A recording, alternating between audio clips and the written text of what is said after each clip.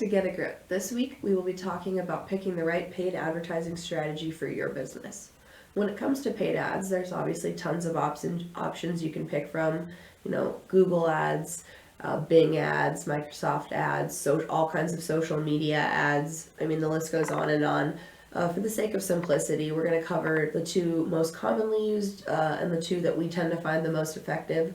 We'll go over Google ads a little bit and social ads. So starting with social media ads, they're a great jumping off point if you don't have a ton of experience with paid advertisement and you kind of just want to test the waters. You're looking to boost your digital marketing efforts in a new way, try something new, get a little bit more conversions, attention on your brand, things of that nature. It can be a little bit more affordable and a lot more user-friendly for people who don't have a lot of experience with paid ads. Obviously, you can do ads on pretty much any social platform, be it video ads on YouTube, just boosted posts, sponsored posts, all that, things of that nature. Well, for the sake of simplicity, we'll kind of talk a little bit we'll stick to Facebook and Instagram. They tend to be the most user-friendly and are just a great starting point and provide a lot of different potentials and opportunities that can be kind of tailored to your specific goals and budget.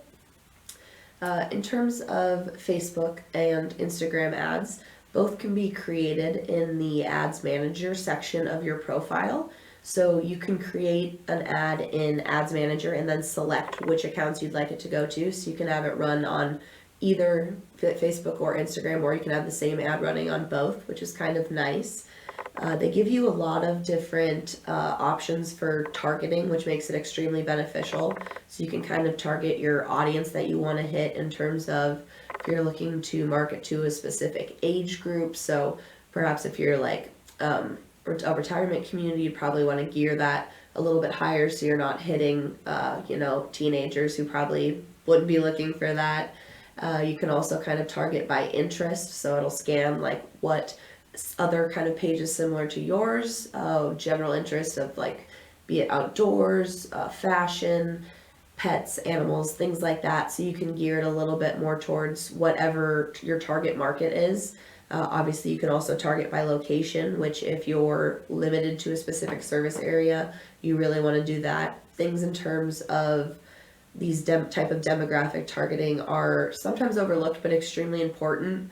You don't want to just pay an ad and be like, I want to reach everyone, because you're not really spending your money in the most effective way if you're just not really kind of setting specific parameters.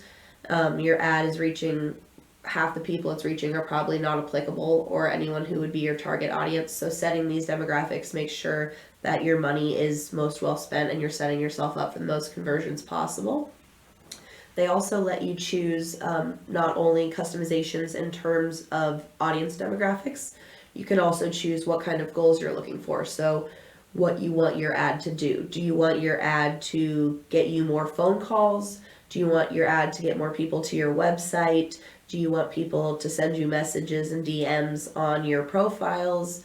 Are you looking for job seekers and you want people to submit applications? So it gives you a lot of customization in terms of what you're trying to do. And that specificity when combined with the demographics is really nice. So say you're looking for, your goal is for to find an applicant to get more applications for an open position.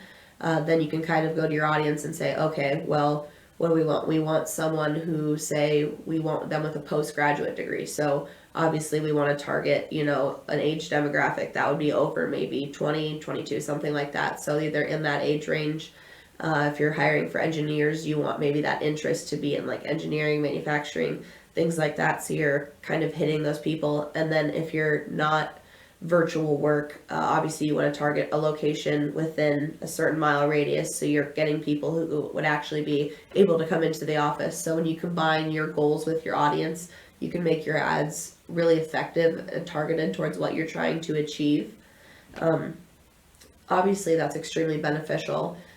Some other kind of benefits that these type of social media ads bring is the budget is extremely flexible. You can set as low as even like $5 a day for if you just want it to run over the weekend. If you want $5 a day for months, you can and it can always be adjusted. You can raise your budget, lower your budget, stop running them, extend them if they're doing really well.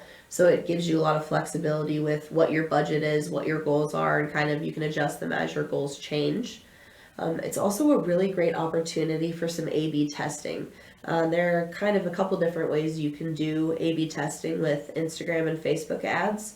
The most basic way would just be, say, we're creating a post to try and get more traffic to our website. We want people, we're creating an ad to get more people to our website. We want people to get there and then ultimately either make a conversion, call you guys, scroll your website, read your blogs, whatever your intent is there. So you can do, the most basic way would be to create that ad, set those demographics and goals like we had said, and then push that ad out on both Facebook and Instagram. Give it some time to run. We typically recommend, maybe around a month would be the best, just so you're gathering as much data as possible while still kind of limiting your spending. And then you can look and say, okay, which resulted in more conversions, the Facebook ad or the Instagram ad? So they're both the exact same ad, but on different platforms. And that can kind of tell you, okay, maybe if on Facebook we got 20 calls and Instagram we only got 3, maybe in the future that your ads might be more effective and your money better spent on Facebook over Instagram. A kind of more in-depth way you can do some A/B testing would be to run maybe 2 different ads on one platform, be it Facebook or Instagram, with kind of either different budget, different goals, things of that nature. So you're kind of seeing, okay, so if I set an ad with 2 ads, they both have the same audience demographics, but one is aimed at getting more calls and one is aimed at getting more website traffic. You can kind of look and see, okay, is your target audience more prone to visit your website, or are they more prone to call you?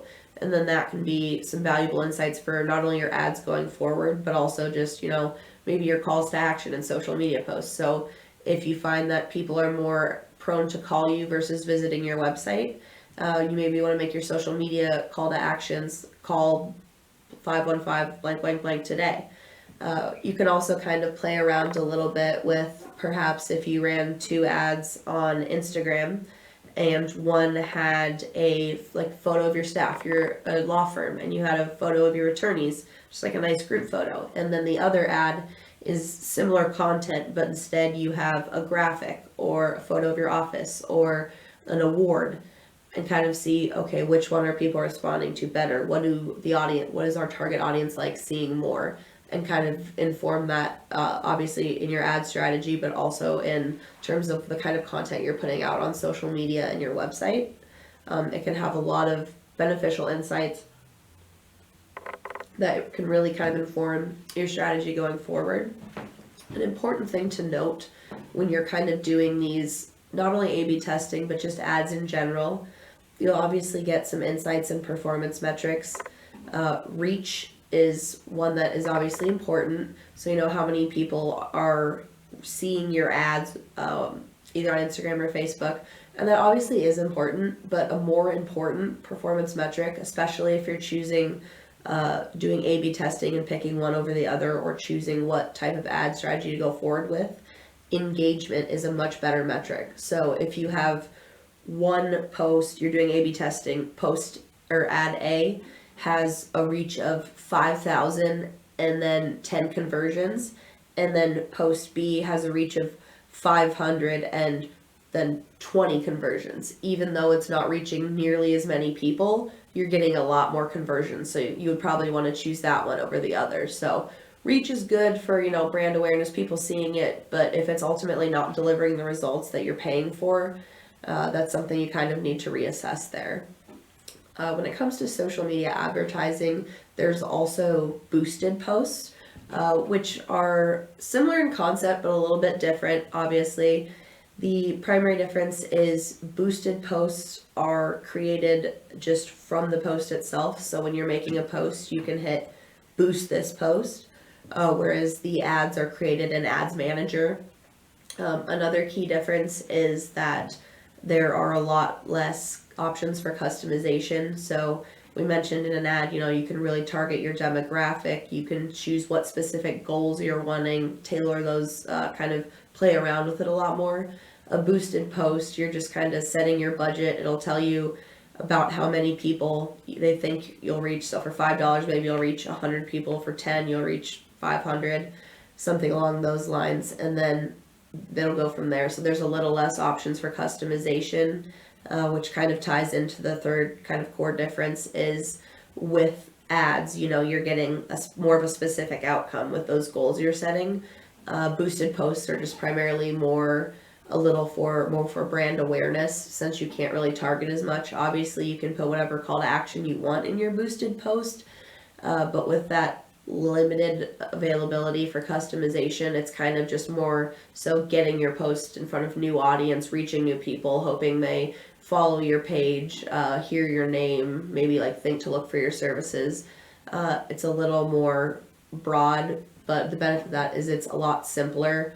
So if you really don't want to go too into depth with like figuring out what demographics to set, what goals to set, you just want more eyes on your page. It's a fast and easy way to do that. So it does have its benefits, but for the money, ads do tend to be more effective since you're kind of achieving a specific goal.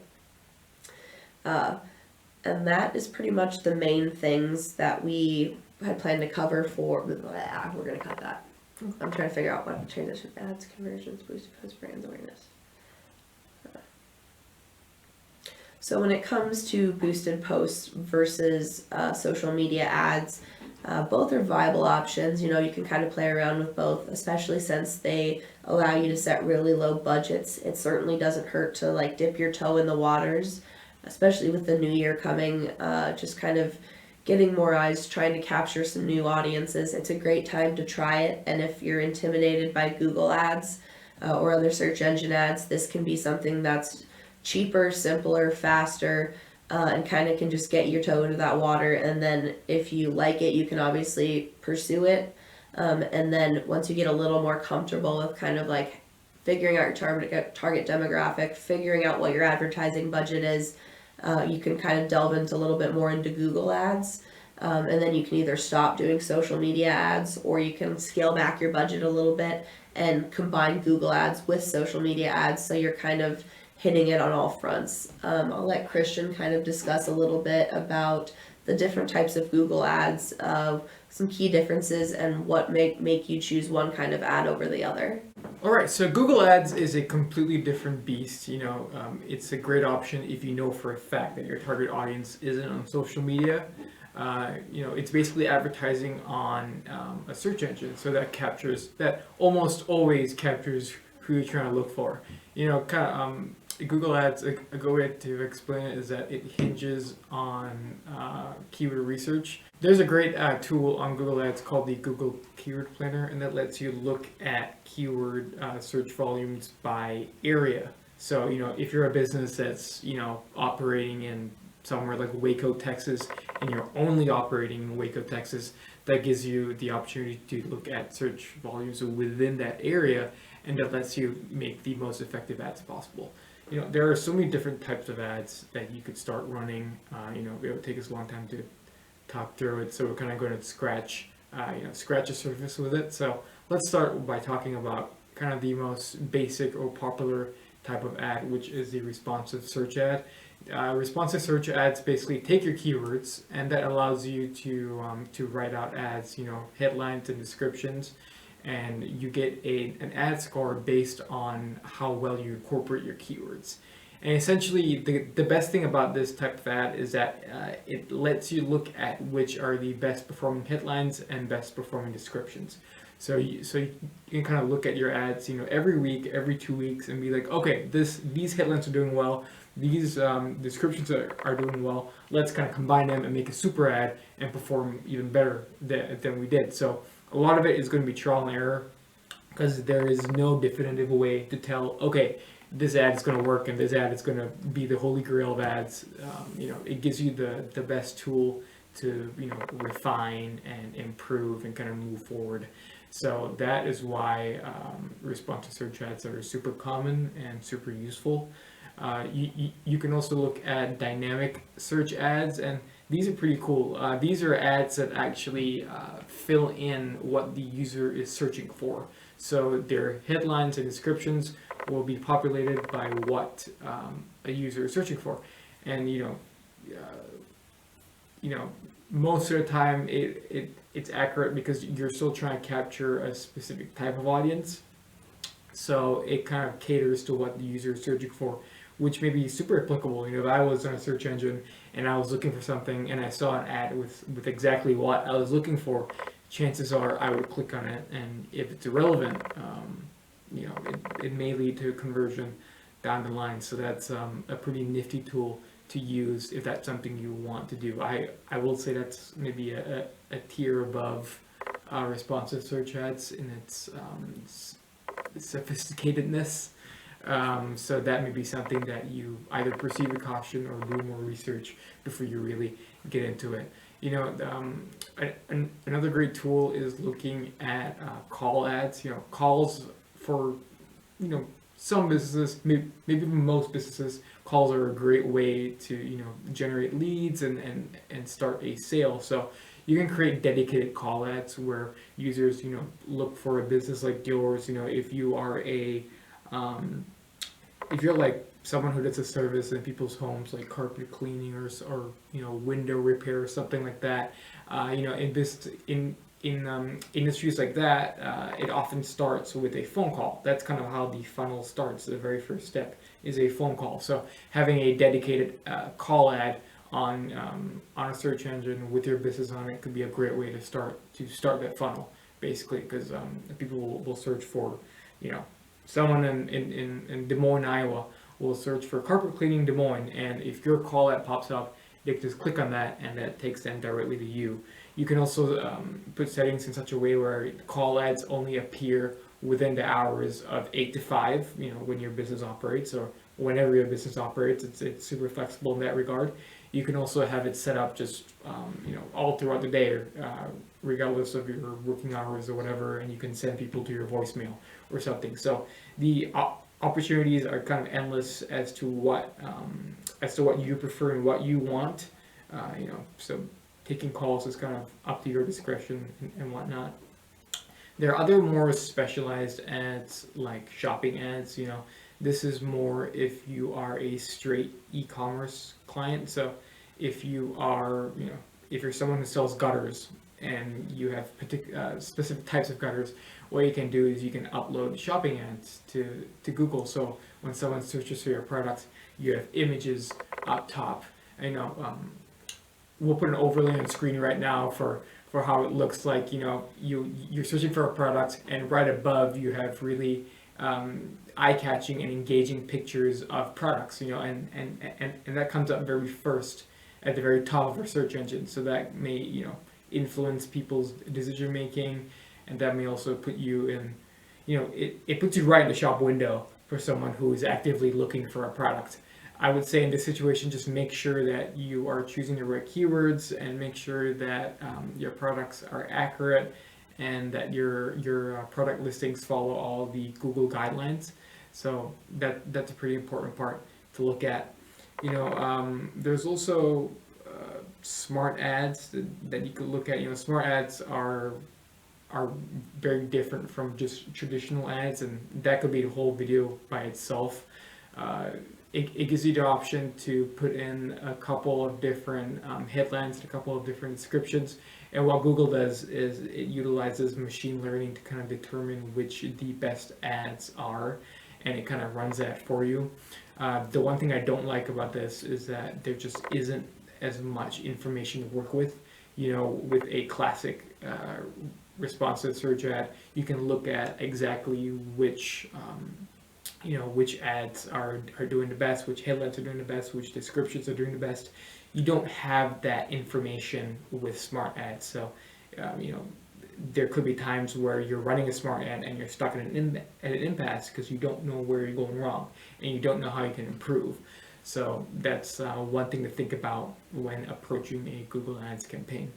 And beyond the ads, there's so many other things you can do with ads. You can add extensions, so like images. You can add call extensions, so you can have just a regular ad with an option to call at the bottom. There's just so many different things you can modify and change with your ads to make it unique, to make it engaging.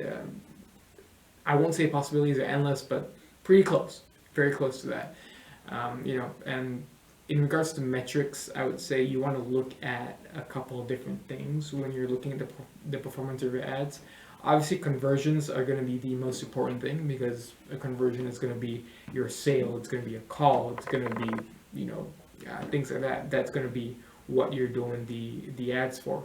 But you need to also look at how many clicks your ads are getting, how many impressions they're getting, the cost per click. If you're paying $15 to someone to click on your website, is that really worth it? So, those are metrics to look at. I would say beyond ads, you need to look at your web page that you're sending ads to. You want to make sure that there are proper call to actions on there. You want to make sure the ad is the page that the ad is going to. You want to make sure that is properly optimized so that no one goes to the website and thinks, oh, what do I do here? Where do I go from here? So you want to make sure all your chickens are in a coop when you're making your ad strategy. So, or ducks in or whatever. So you want to make sure all that is kind of in line with your ad strategy. So that's kind of a basic overview of Google Ads. I'd say it is a fantastic tool, but it can be complicated. It can be daunting. So I'd say it's always worth putting lots of time in research, putting lots of time in practice, and also just maybe consulting with an expert, about budgets and keywords and all that. So there's so much that goes into it.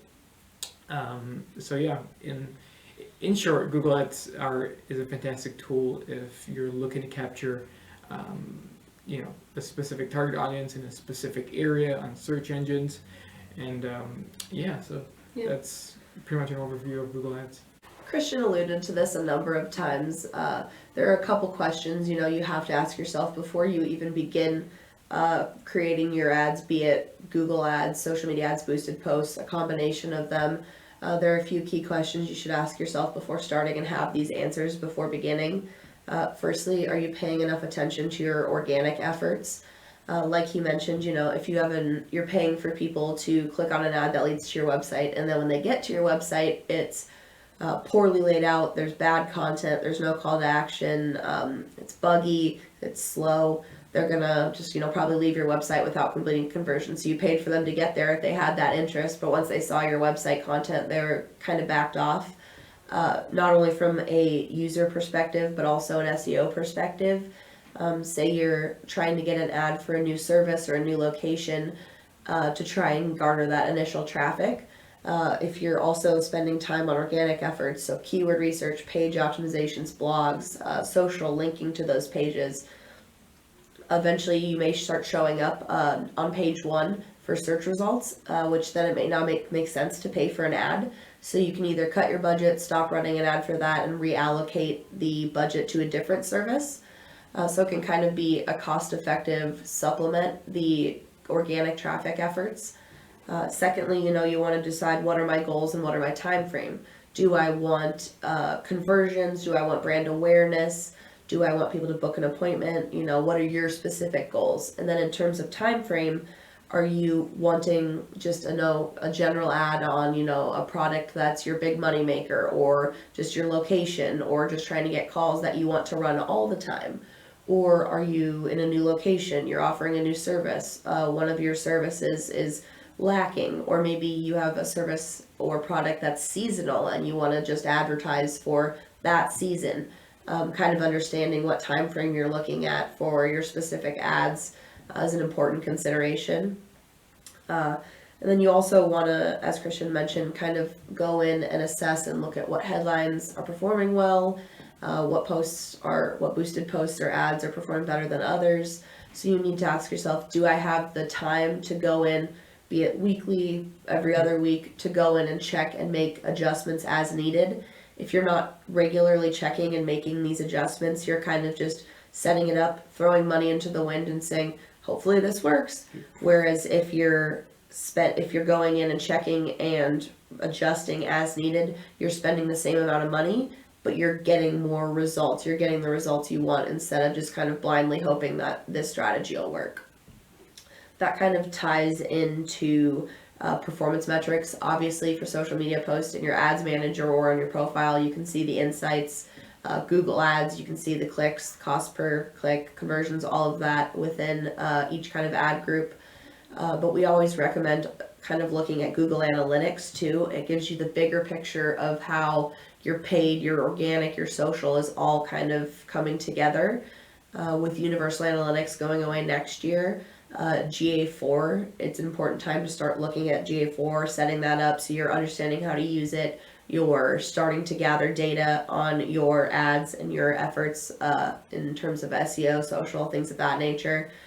We do have a video on our channel as well as a blog on our website teaching you how to connect your Google Ads property with your Google Analytics property so you can get that set up, get going on that. We also have the blog version of this Get a Grip session on our website as well, which kind of gives some more information. And as always, if you're looking for more information, you want someone to set up your accounts, manage your accounts, just give you ongoing consulting, our link will be below in our bio, as well as the links for the other resources we have mentioned. Thank you for joining us, and we hope you found this session informative, and we will touch base with you guys next month with another Get a Grip. Yeah, we hope you get a grip on this, and yeah, thank you for watching.